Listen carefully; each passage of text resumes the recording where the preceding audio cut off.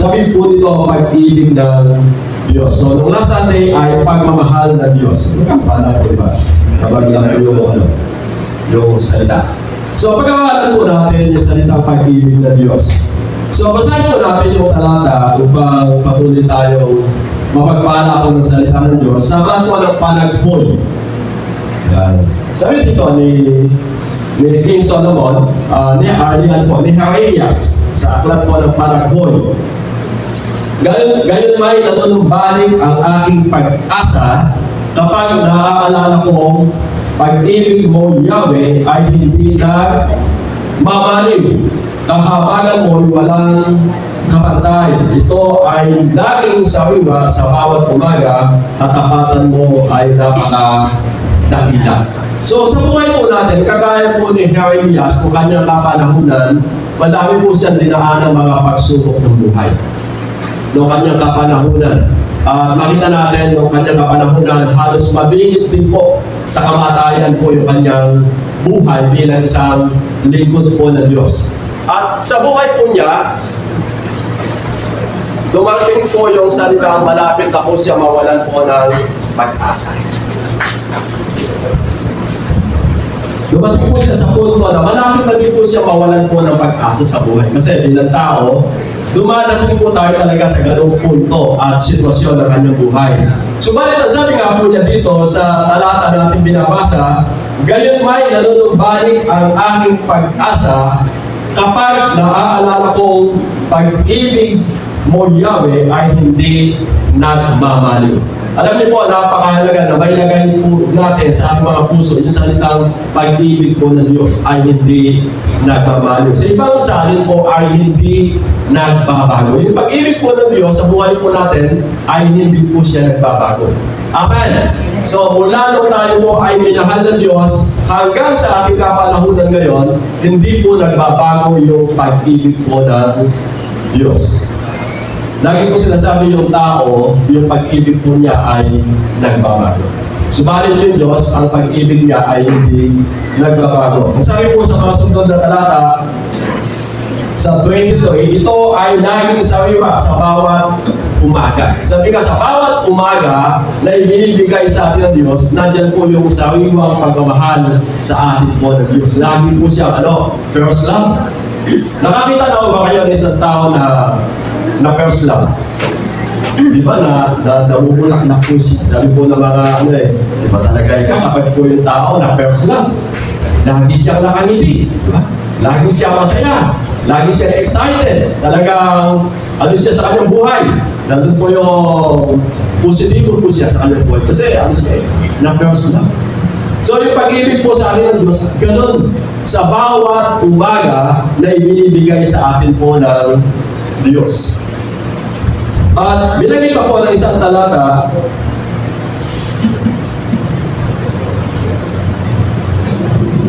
sa aklat po ng Exodo, yung pagmamahal po ng Diyos. Ang sabi niya dito, Exodo chapter 20 verse 6, sabi niya, ngunit ipinadama ko ang aking pag-ibig sa libo-libong saling lahi na umiibig sa akin at tumutupad sa aking mga kautusan.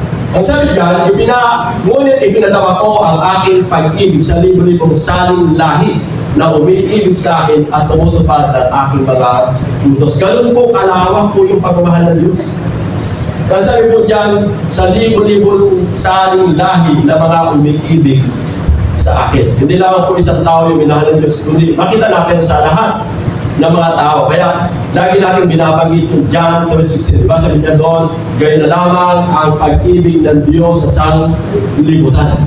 Sa lahat po ng tao na umiibig sa Diyos, ganoon din po yung pag-ibig po ng Diyos na ipinapadama sa lahat ng libo-libong saling lahi na umiibig sa Kanya.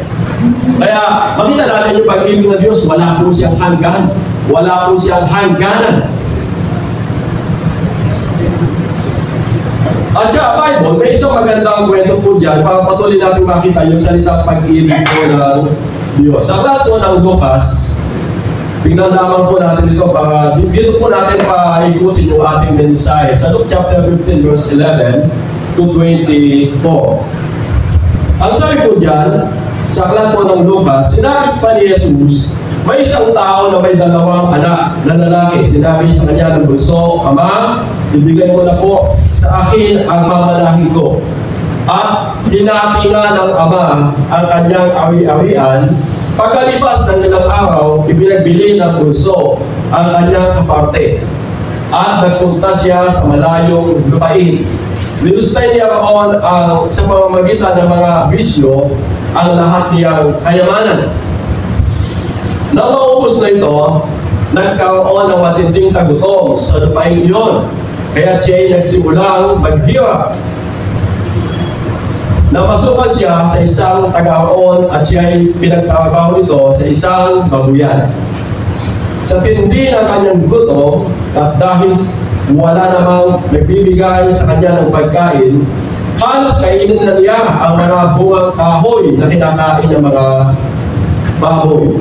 Ngunit na mag-isip-isip niya ang kanyang ginawa at sinabi niya sa sarili, labis-labis ang pagkain ng mga alila ng aking ama samantalang ako'y namamatay dito sa gutom.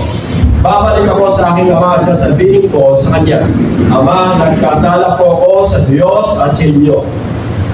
Hindi na po ako karapat-dapat na tawaging anak ninyo. Ibilang na lamang ninyo ako, isa sa inyo mga alila.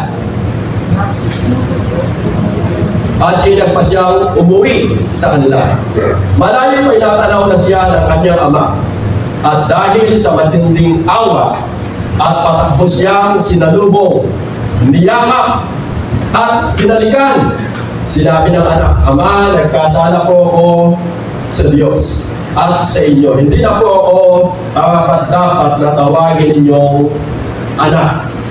Ngunit tinawag ng ama ang kanyang mga alila, Madali, kunin ninyo ang pinakamagandang damit at bihisan ninyo siya. Suotan ninyo siya ng singsing at bigyan ninyo siya ng sandalyas. Tatayin ninyo ang pinatabang buya at tayo'y magdiwang, sapagkat ang anak kong ito ay namatay na, ngunit siya ay nabuhay.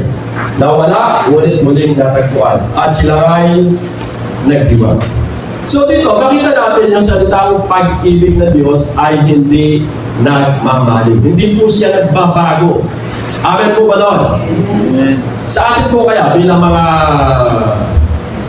tao na nilalang ng Diyos, sabi ko nga, may isang kwento sa buhay daw po na mag-asawa. Hindi ko alam kung napakilala po rin. Kung bago mag-asawa, dumating po yung pagkakataon na nagkasakit po yung kanyang asawa. Ano po yung kasunod? Dahil bago mag-asawa, diba? Sulit. Lahat, sabi niya. Tinubukan. Pagkata, sabi niya, pumunta tayo sa ospital, mag-admit ka. Kasi sabi niya, baka paano pa? Kasi alam naman, mahal kita. So dahil sa pagmamahal sa kanyang asawa, nagpunta silang dalawa sa ospital. Isang taon. Ano po yung masunod na kwento nun? 2 taon. Ito na naman, nagkasakit na naman po yung kanyang asawa. Nagkasakit na naman. Sabi niya, may laparan po eh. Inuubo ka na naman, sabi niya. Kaya magandang gawin. Magpatingin ka kaya. Sabi niya, hindi, okay lang. Hindi, magpatingin ka. Baka makawa pa ako eh. Sabi niya. Gano'n, nagpatingin nga siya. Pero hindi na po siya sinamahan. Kasi 2 taon na. 3 taon. Ito na po. Nagkasakit na naman. Sabi niya, nagkasakit ka naman. Maganda siguro, doon ka naman makatulog sa kanila. Dito na lang ako. Baka hindi ako mahawak kasi inuupo kayo. 3 taon pa lang, naliwalay na ako naligaan. So, sabi ko nga, kwento lang ko yun. Medyo mahaba ko yung kwento hanggang sa iba na po yung naging huli. So, sabi ko nga, yung tao, ito po yung pag-ibig po ng tao. May pagbabago sa bawat panahon at pagkakataon. Subalit, sabi nga natin, na pinag-aaralan po natin ngayong umaga, yung pag-ibig po ng Diyos. Sabi po, binasa natin kanina ng talata, ang pag-ibig ng Diyos ay hindi nagmamaliw. Sa ibang salin ay hindi po siya nagbabago. Bagamat bilang tao, tayo po ay nagbabago sa Diyos, bilang mga tao tayo po kuminsan ay lumalayo sa Diyos, bilang mga tao kuminsan, nawawala yung pag-ibig natin sa Diyos, subalit ang pag-ibig po sa atin ng Diyos ay hindi po nagbabago. Amen! Kaya si Nehemias yun po yung kanyang inaalala. Bagamat siya po ay nawawala na po ng pag-asa sa kanyang buhay, sa mga pagsubok, mga problema ng kanyang buhay, subalit alam mo, ang pag-ibig ng Diyos ay hindi nagbabago. Kaya siya po ay sumisigla, siya po ay lumalakas bilang isang tao na dumadaan po ng mga problema at mga pagsubok. At alam niyo po, isang bagay na napakaganda doon sa binasa na po natin kwento, di ba? Nung palapit na po itong anak, kasi alam niyo po ba doon sa kwento na yon, bawat umaga, nung umalis po yung kanyang anak, naghihintay po yung tatay. Every day. At sabi ko nga ito, mga tatay po tayo, mga nanay po tayo, di ba? Tayo po mga tatay at nanay, dahil nalayo po yung ating mga anak, ang ginagawa po natin, nananalangin po tayo sa kanila. Tama po ba? Every day yan, nananalangin ka bago ka matulog, pagkagising mo sa umaga, ipinapanalangin mo yan. At bilang mga magulang at nanay at tatay, nananabing ka sa muling pagbabalik ng iyong anak. Pero kung titingnan natin, yung ginawa po talaga ng anak, medyo masakit sa damdamin po ng isang magulang. Pero mabuhay ka pa. Kukuhanin na po yung anak. Naalala ko po noon, kapag po buhay pa yung magulang, hindi pwede kuhanin po yung anak. Hindi po binibigay po talaga ng mga magulang yung anak. Kasi buhay pa po sila eh. Lalo na po kayo. Kaya bibigay na po agad yung anak. Kung wala ka na po matitira. So, subalit yung Diyos, ipinakita niya yung kanyang pagmamahal. Dahil kailangan po ng anak, yung kalahati ng kanyang kayamanan, ibinigay po ito ng magulang. Kasi sabi nga po ng Bible, kung naibigay ng Diyos yung kanyang kaya sa isang anak, kaya ibigay ng Diyos yung lahat ng ating mga pangangailangan. Ganun po yung Diyos. Bagamat sabi nga sa buhay po ng isang tao, hindi kaya ibigay. Subalit ang Diyos, kaya po niyang ibigay yung lahat po ng bagay. Kasi mahal na mahal po tayo ng Diyos. Kaya doon nga po sa, ginawin po natin kanina yung sukdulang biyaya. Alam niyo po ba, kahit buhay po ng ating Panginoon Jesus, dahil sa pagmamahal po sa atin ng Diyos Ama, naibigay po niya yung buhay ng ating Panginoong Jesus.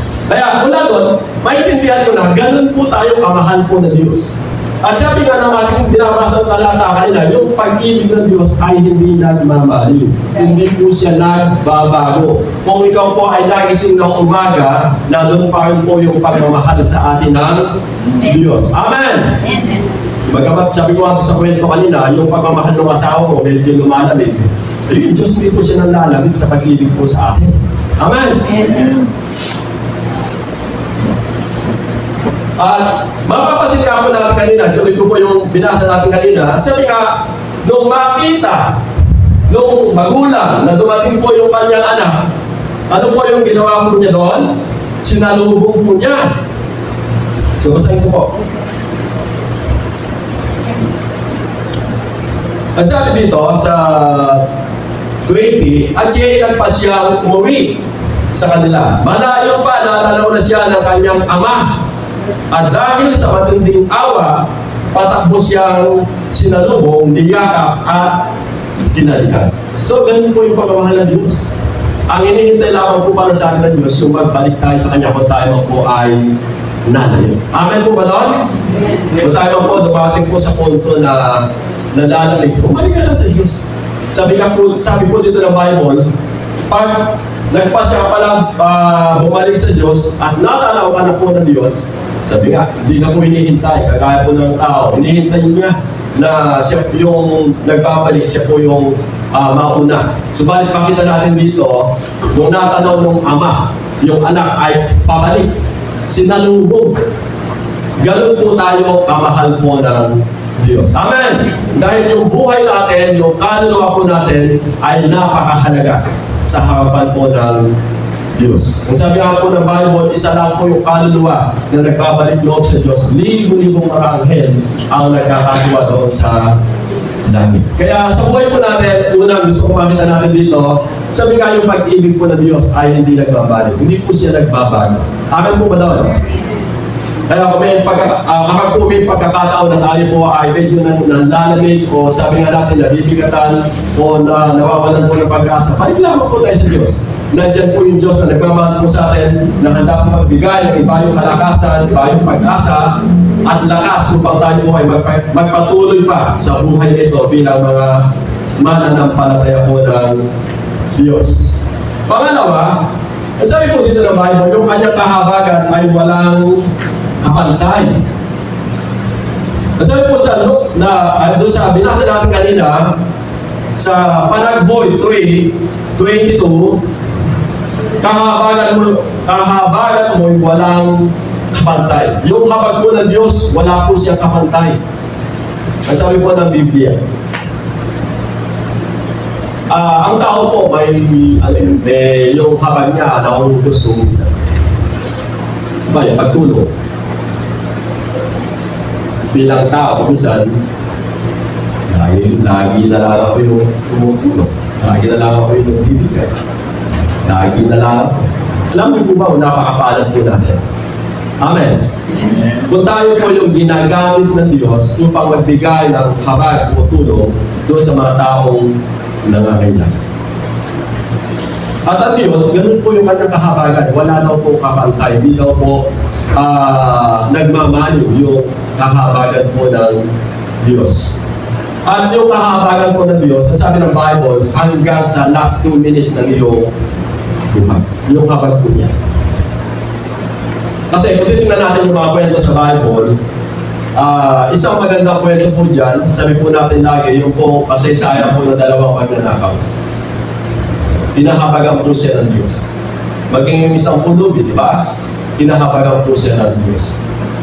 Kaya, mula doon, maging sa buhay po ni Sakeo, bagamat po siya isang tao makasalanan, tinahabagan po siya ng Diyos. Kaya, sa buhay po natin, lagi natin isipin at ilagay sa puso natin yung kahabagan ng Diyos ay walang kapantay. Hindi siya nagmamali o sabi nga, hindi siya nauubos o nawawala sa buhay po ng bawat isa sa atin.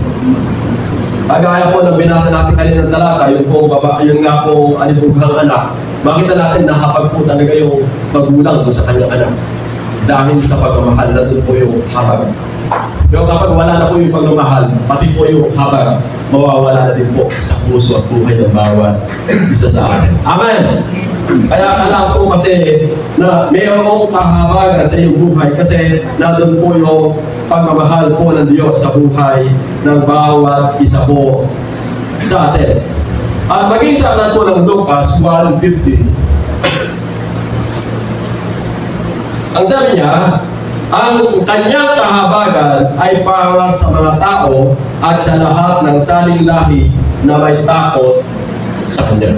So sabi po ng Bible, yung habag po ng Diyos, yung kanyang kahabagan ay para sa mga tao at sa lahat ng saling lahi na may takot sa kanya. Lahat. Nandiyan po yung habag po ng Diyos. Nandun po yung biyaya po ng Diyos. Kung paano daw po yung pagsikat po ng araw sa umaga, ganoon daw po yung biyaya ng Diyos sa lahat po ng tao. Mabuti ka man, pakasalanan ka man, kabilang ka sa mga tumatanggap ng biyaya po ng Diyos. At lalo na, sabi po dito, sa lahat ng saling lahi na may takot sa Kanya. Lagi pong nakalaan yung habag ng Diyos sa buhay po ng bawat isa po sa atin. Kung minsan po kasi bilang mga tao, yung ating kahabagan, sabi ko nga, ay nauubos. Pero yung kahabagan po ng Diyos ay hindi po siya nauubos. Amen po ba doon? At kung tayo po ay pinupabig ng Diyos na mahabag ka sa tao, tumulong ka sa tao, magamit po tayo sa Diyos. Kasi pagkataon po natin yun, para tayo po ay mapagpala po ng Diyos. Amen! Sa Bible, may talata ako, mas mapalad yung nagbibigay kaysa binibigyan. Sino po, ano po ba yung gusto nyo? Binibigyan o nagbibigay? Diba? Mas maganda, dumating yung panahon, ikaw na po yung nagbibigay, hindi po yung ikaw yung laging tumatanggap. Kasi kapag dumating na po tayo sa ganoong mindset, napakapalad po. Kasi ikaw na po yung sabi nga nakahabag, hindi na po ikaw yung inakahabagan. At higit sa lahat, tayo po yung nagiging instrumento po ng kahabagan po ng Diyos. Pangatlo, sabi po dito yung katapatan. Katapatan mo ay napakadakila. Sa aklat po ng Panaghoy pa rin, sa 3:23, ang sabi po niya dyan, ito ay laging sawiwa, bawat umaga, katapatan mo ay napakadakila. Sa buhay po natin, bilang isang mananampalataya ng Diyos, pwede natin sabihin sa buhay natin na panghawakan po natin yung salita ng Diyos. Dahil ang salita ng Diyos, lagi natin napapakinggan yung sinabi ng aklat po ng Bilang, kapag sinabi ng Diyos, ito ay kanyang ginagawa. Kapag ipinangako ng Diyos, ito po ay kanyang tinutupad. Kaya pwede natin talagang panghawakan yung salita ng Diyos. Dahil sabi nga, yung katapatan ng Diyos ay napakadakila. Si Apostol Pablo, may binigay po siya sa Timothy.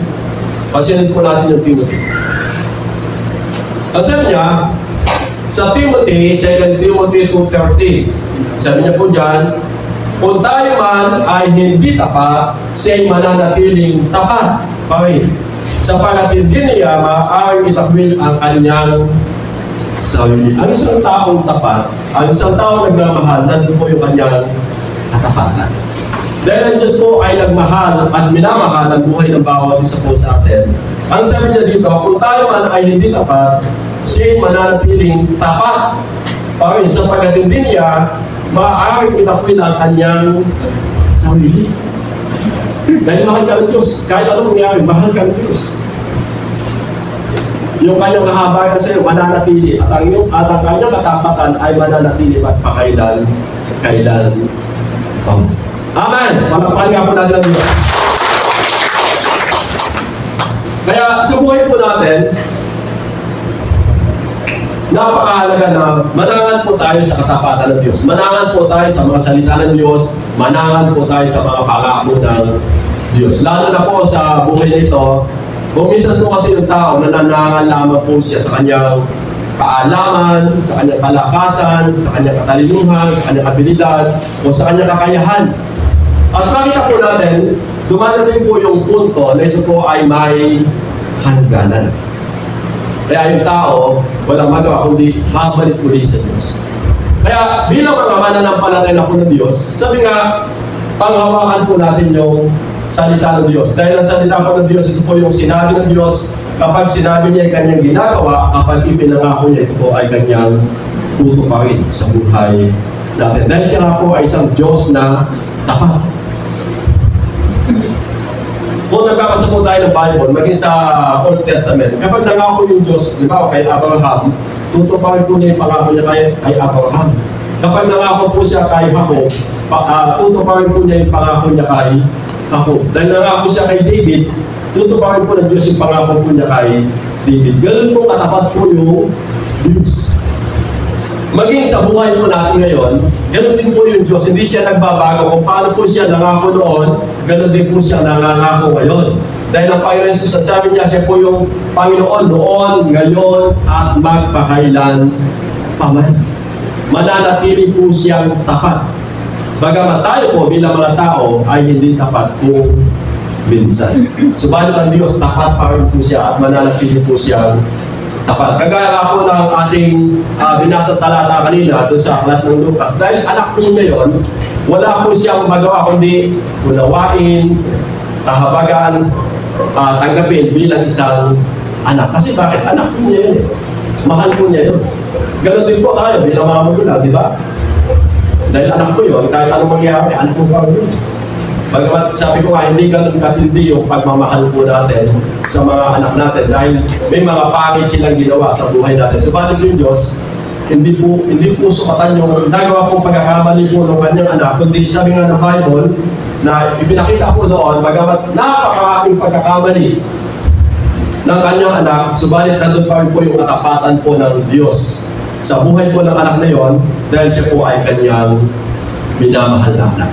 Kaya sa buhay po na dakila, hindi kaya talaga sukatin, unawain, at sabi nga bilang tao, na hindi natin kahit talaga maintindihan. Ganun pa talaga yung Diyos kung magmahal sa buhay ng isang tao. Ganun pa talaga katakila yung katapatan po ng Diyos. Amen! Kaya sa buhay po natin, ganun po tayo kamahal po ng Diyos. Nandun po yung kanyang katapatan. Sabi nga, sa lahat ng saling lahi na natatakot at nagmamahal sa Kanya. Sapagkat kung tayo po ay hindi tapat, ang Diyos ay mananatili po siya tapat. At yung pong pang-apat, ang Diyos po ay mapagpatawad. So sa buhay po natin, ganyan po tayo kamahal ng Diyos.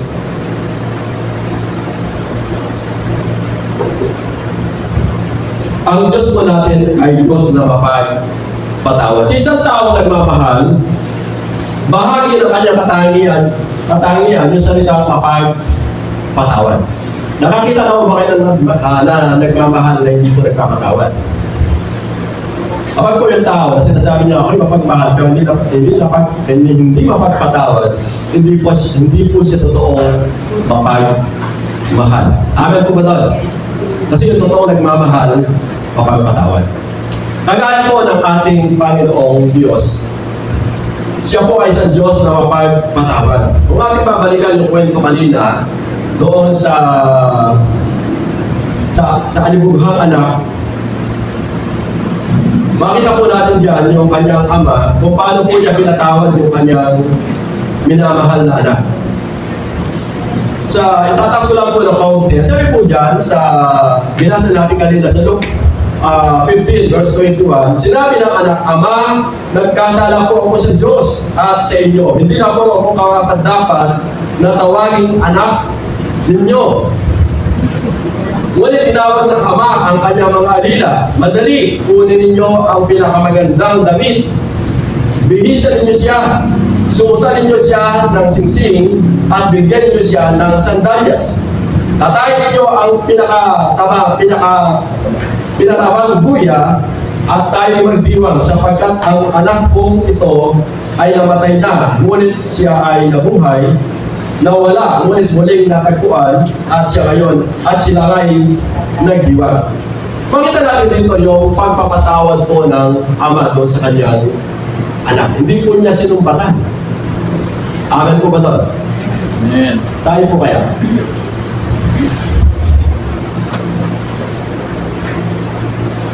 Bilang mga tao, di ba? Kapag po yung tao,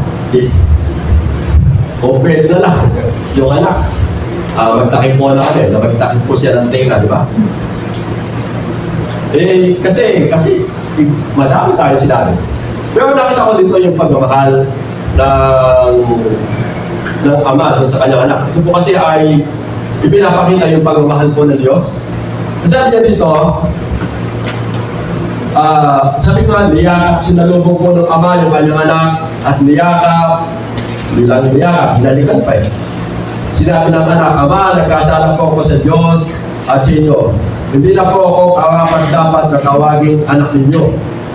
Sabi po dito, ngunit, tinawag ng ama ang kanyang mga alin na madali, kunin ninyo ang pinakamagandang damit. Ibig sabihin, talaga yung pagmamahal ng Diyos, hindi po siya talaga nagtago. Kasi, ang isinod ko doon sa kanyang minamahal na anak, yung pinakamaganda. Hindi po ukay-ukay. Lubos mo na lahat yung pera eh. Diba? Yung mana mo, wala na. Ito na lang, pasok ka. Pinatatawa ka niya, pasok ka. Magdamit ka na lang mag-isa dyan. Tapos susunod ka. Di ba yung tao ganun po siya?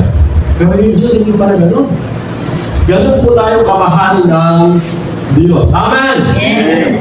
Sabi nga, yung mga bagay na nawala sa iyo, dahil sa pagmamahal po sa atin ng Diyos, muli po itong ibabalik sa buhay po ng bawat isa po sa atin. At sabi nga ng Bible, wala pong sumbat sa Diyos. Kasi natin, yung pong binigay ko halimbawa kanina, yung pagnanakaw.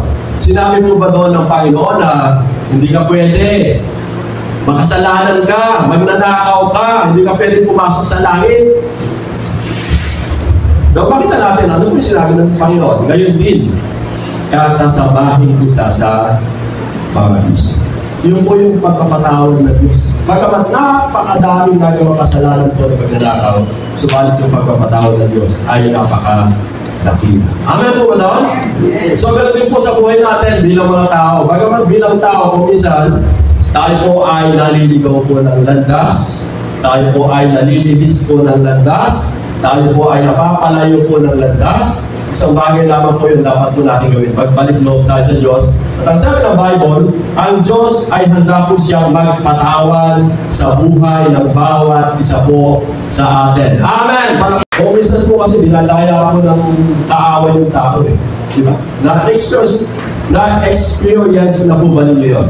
Na dahil nakagawa ka ng kasalanan, nahihiya ka na dumalo sa kaaway ng Diyos. Ayaw mo na magpagamit sa Diyos. Alam niyo po ba, daya po ng kaaway po yun? Na sinasabi po ng kaaway, ay, nakagawa ka ng kasalanan, huwag ka lang dumalo sa kawain, masusunod ka doon, hindi ka natatanggapin ng Diyos. Alam niyo po ba, ganun po yung sinasabi po ng kaaway. Pero yung Diyos, dahil mahal na mahal po na tayo, naghihintay po siya na tayo po ay muling magbalik loob sa buhay. Amen! Dahil sabi nga ng Bible, ang pagpapatawad ng Diyos ay pangwalang hanggan. In last 2 minutes, pwede kang iligtas ng Diyos kung ikaw po ay magbabalik loob sa Kanya. Amen! Amen! Ganyan po yung pagpapatawad ng Diyos. Sabi nga po sa Peter, lagi po natin naikukwento po yun. Di ba si Peter, nagtanong po siya kay Jesus, sabi niya, Panginoon, makailang beses po ba akong dapat magpatawad? Sabi po ni Peter, makapitong beses po pa, sabi niya. Hindi, sabi niya. 77 beses. Ibig sabihin nun, walang hanggang pagpapatawad. Dahil ang Diyos po, ang pagpapatawad po niya ay pang walang hanggan. Amen! Amen! Pero kagaya po ng kalibughang anak na to, makita natin, sabi nga, lahat ng nawala sa kanya ay ibinalik ng kanyang ama dahil na doon po yung kanyang pagmamahal at pagpapatawad na ipinagkaloob sa kanyang minamahal na anak. At ang maganda po dito, sabi dito ng Bible sa 23, tatayin ninyo ang tinatawag guya at tayo ay magdiwa. Ganun kaya ng tao. Ay, alam niya na demonstrate ng lahat ng kanyang dinatapin, bumalik. Magkakatay kaya ng guya, yung pinakamataba pa. Tapos magsasaya. So, yung tao po may limitasyon ng pagpapatawad ng kanyang pagpapahal. Subalit yung Diyos, sabi nga natin, walang hanggan. Ang 24, sapagkat ang anak kong ito ay namatay na, ngunit siya ay nabuhay. Nawala, ngunit ulit siyang natagpuan at sila nga ay nagdiwag. So, alam niyo po ba, napakahalaga sa Diyos yung ating po mga buhay. Sabi nga ng Bible, ang naging bayad sa kasalanan po ng tao ay walang iba, kundi po yung dugo mismo ng ating Panginoong Jesus. Kaya napakahalaga po ng buhay natin sa harapan po ng Diyos. Amen! Kung sa tingin mo, kung minsan, wala namang masyadong halaga yung buhay mo. Sa paningin ng Diyos, napakahalaga po ng buhay natin. Dahil sabi po dito, sapagkat ang anak ko ito ay namatay na, ngunit siya ay nabuhay. Alam niyo po ba, kapag po yung tao lumayo sa Diyos, sa paningin ng Diyos, kapag tayo po lumalakad sa kasalanan, tayo po ay patay. Subalit kapag tayo ay nagbalik loob sa Diyos, sabi nga tayo po ay nagiging buhay sa harapan po ng Diyos. Amen! At sabi nga, dati po tayo ay nawala, ngunit tayo po ay muling natagpuan. Kaya sa buhay po natin, bilang isang bala ng paratay ng Diyos, ganun po tayo pinakatawad ng Diyos. Sa bawat pagkakamali, sa bawat pagkakasala na nagagawa po ng buhay ng bawat isa po sa atin. Dahil sabi nga po ng Diyos, siya po ay Diyos ng pag-ibig. Amen! Kaya sa buhay po natin, kung paano na po tayong pinatatawad ng Diyos, ganun din po tayong patuloy na matutong magpatawad. Lalo na, sabi ko nga, yung mga tao na nagkamali po sa atin ay mahal po natin sa buhay. Kung yun nga po ibang tao, napapatawad natin eh. Mas lalo na po kaya yung mga mahal po natin sa buhay. Amen po ba naman? Dahil sila po ay kabahagi po ng ating pamilya at sa lahat, kabahagi po sila sa kahawian po ng Diyos. Kaya sa buhay po natin, manatili po sa atin yung pag-ibig po ng Diyos. Amen! Dahil sabi nga, pag-ibig ng Diyos ay hindi nagmamaliw, yung kanyang kahabagan ay walang kapantay, at ang katapatan nito ay napakadakila, at ang pagkapatawad ng Diyos ay walang hanggan. Amen! Palakpakan po natin ng Diyos sa kanyang ito. At meron po tayong umawi at magpasalamat sa Diyos sa kanyang kabutihan sa buhay mo ng bawat isa.